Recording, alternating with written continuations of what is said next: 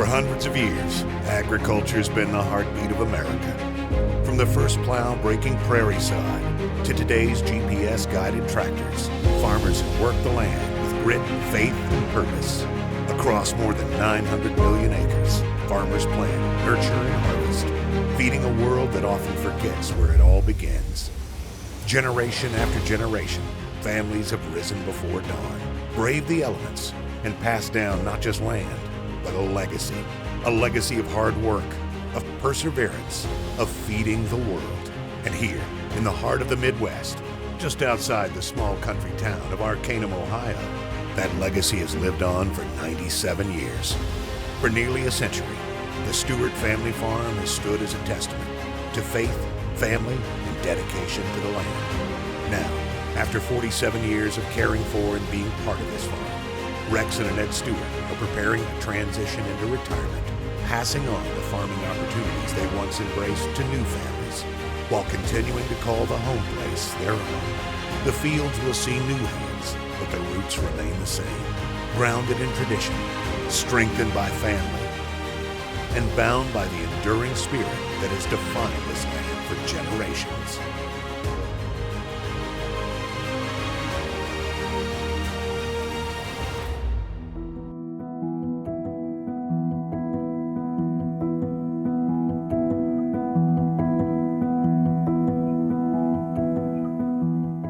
We are Rex and Annette Stewart, and this is my wife, Annette.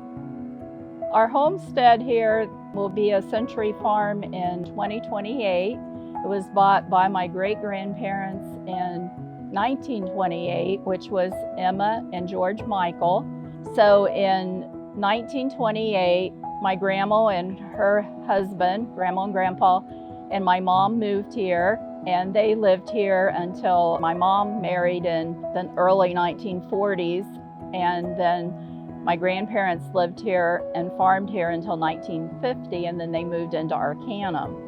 Then my parents and my brother and sister, and I wasn't born yet, but they moved here in 1950, and my dad started farming, and then I was born a few years later. I've lived here all my life. We went to the same church, and he asked me out we went to a skating party at Pickla 36, and he asked me out on a date. Rex and I got married in 1981, and then we have farmed it since, so that's 44 years. Yeah. We have a daughter and a son, Rachel and Kenneth. Kenneth has all our grandchildren. We have five grandkids. Let's see, three granddaughters and two grandsons. So, and one great grandson, Alonzo, and one on the way. So, and we've had lots of cats and dogs. Probably the dogs we remember the most when we lived here was we had Honey Bear first, a German Shepherd, and then Hershey, the Border Collie, who always went with me in the truck to the elevator and would like to eat the peanuts. And then our last dog was Riley, who just we had until a few years ago. And he didn't really like to ride with us, but he would always go back to the woods with us. And when we were in the yard mowing or doing anything, he was right there. And they were all very good dogs. we mainly grow corn and soybeans. We did have a half acre of strawberries back in the mid-'80s.